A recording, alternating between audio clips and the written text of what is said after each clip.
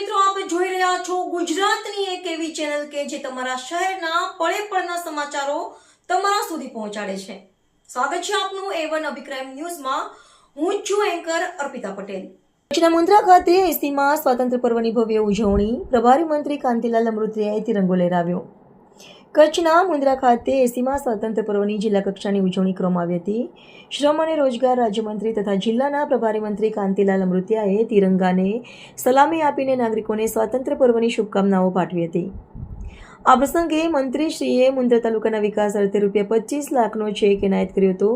તેમજ ઉત્કૃષ્ટ સેવા આપનાર કર્મયોગી અને રમતવીરોનું સન્માન કર્યું હતું. પોતાના સંબોધનમાં તેમણે કચ્છના ઐતિહાસિક વિકાસ અને નર્મદાના પાણીથી આવેલા પરિવર્તનનો ઉલ્લેખ કરી સૌએ વિકસિત ભારત માટે કટિબદ્ધ થવા હાકલ કરી હતી.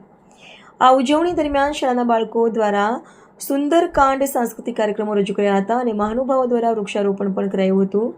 કાર્યક્રમમાં સાંસદ વિનોદભાઈ ચાવડા, જિલ્લા કલેક્ટર અનિલ રાણાવસિયા તથા પોલીસ અધિકારીઓ સહિત મોટી સંખ્યામાં નાગરિકો ઉપસ્થિત રહ્યા હતા.